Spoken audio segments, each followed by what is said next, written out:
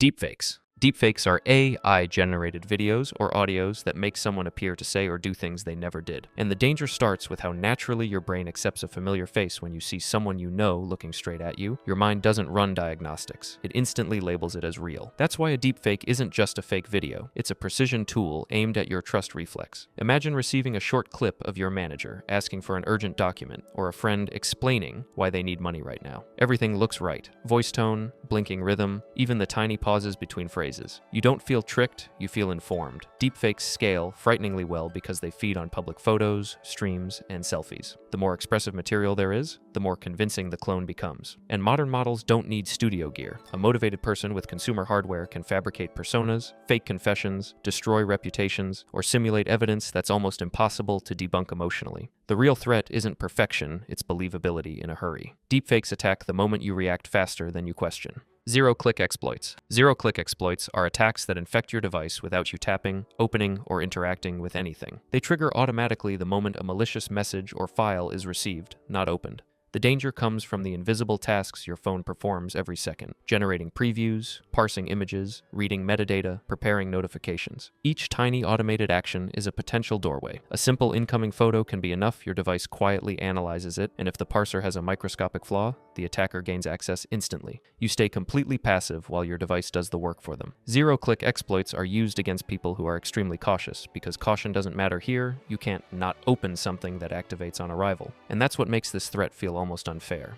It doesn't rely on fear, trust, distraction, or poor judgment. It relies on your software doing exactly what it's designed to do. The attack happens silently, invisibly, and often leaves no obvious trace, while the intruder walks right through a door you never even knew existed. Ransomware economy. Ransomware is malware that locks your data and demands payment to unlock it. But the real threat isn't the encryption, it's the industry that has grown around it. Today it works like a franchising system. One group writes the malware, another rents it out, another negotiates payments, another launders the crypto. You get a full criminal customer support pipeline where the victim becomes a business opportunity. And the reason it hits so hard is simple. People don't fear losing hardware, they fear losing their work. A hospital can't wait, a small business can't rebuild a decade of files, a school can't recreate a student database from memory. Ransomware groups exploit exactly that time pressure. They don't need to be sophisticated hackers, just patient observers. Many attacks start with one compromised account, one outdated server, one forgotten backup strategy. And once they're inside, their goal isn't chaos. Their goal is leverage. They quietly map the network, measure which folders matter, estimate how much downtime costs, and demand a number calibrated to hurt but not destroy.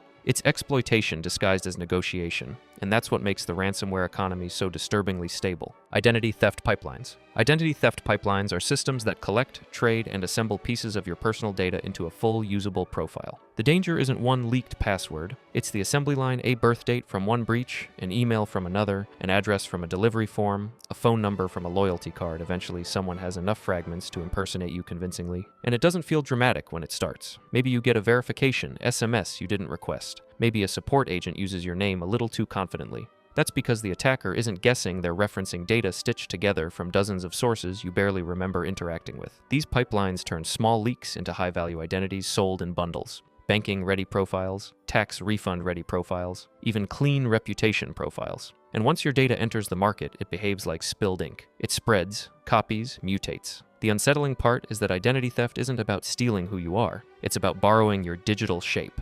Enough details to slip through automated checks, convince customer support, or reset an account while seeming entirely legitimate. Bot networks. Bot networks are collections of automated accounts controlled as one system. The danger isn't that bots exist, it's how convincingly they can mimic a crowd. A single operator can run thousands of accounts that post, argue, disagree, and even support each other just enough to feel human. And when you see many voices saying the same thing, your brain treats it as a signal, not an operation. Bot networks don't try to outsmart you directly. They work by creating the illusion of momentum. A product suddenly popular, a rumor suddenly everywhere, a review section that looks unanimous before real people even arrive. They're also used to warm up scams by generating fake trust. Imagine reading dozens of positive comments before you ever meet the real attacker. And because bots operate at machine speed, they can overwhelm hashtags, bury complaints, push reactions, or fabricate public outrage from nothing. The dangerous part is how subtle the manipulation feels. You don't think, a bot convinced me. You think, I keep seeing this, so maybe it matters. Bot networks weaponize repetition, volume, and timing, three things humans intuitively respond to without realizing they're being orchestrated. Social engineering. Social engineering is manipulation that targets human instincts instead of software vulnerabilities. The threat works because it uses emotions you already rely on: urgency, politeness, responsibility, curiosity. When someone sounds confident, your brain relaxes. When someone sounds desperate, your brain speeds up.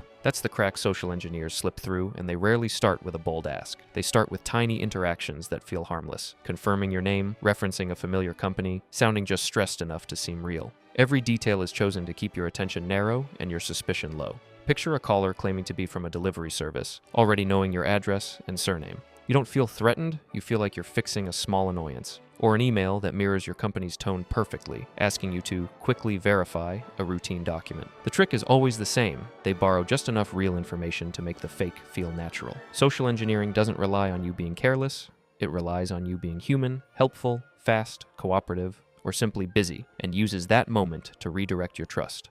Dark patterns. Dark patterns are interface tricks designed to make you click, accept, or stay longer than you intended. And the danger starts with how naturally your eyes follow familiar shapes: a bright button, a highlighted option, a tiny checkbox hiding in plain sight. Dark patterns don't force you, they steer you. A subscription page might place the cancel option in a pale font that blends with the background. A cookie pop-up might arrange choices so that accept all looks like the only sane path forward. Even wording becomes a tool. No, I hate saving money, as the decline option sounds playful, but it quietly pushes you to avoid choosing it. The design plays on predictable habits. You expect the confirmation button to be on the right, the safe choice to be blue, the dismiss icon to be clearly visible, and when those rules bend, your brain hesitates just long enough for the platform to get what it wants: your time, your data, or your agreement. These patterns don't attack your intelligence. They exploit routine, speed, and visual muscle memory. You act before you really read, and the system counts on that. Algorithmic manipulation. Algorithmic manipulation is when platforms use recommendation systems to shape what you see and, eventually, what you pay attention to. The threat isn't that algorithms show you content, it's that they learn what keeps you hooked, even if it isn't good for you. If a platform notices you pause on dramatic stories, it will feed you more drama. If you linger on conflict, it will build a feed made of conflict. Not because it wants to influence your worldview, but because tension keeps retention high. And the subtle part is how naturally it happens. You never think, the algorithm is steering me. You think, lately it feels like everyone is arguing, or I guess this topic is everywhere now. Algorithms study microsignals, half-second pauses, quick scrollbacks, tiny bursts of attention, and treat them as votes. Over time, the system constructs a tunnel where every suggestion looks relevant, even if it narrows your perception. And since the feed feels personal, your guard drops. The content feels like it reflects the world,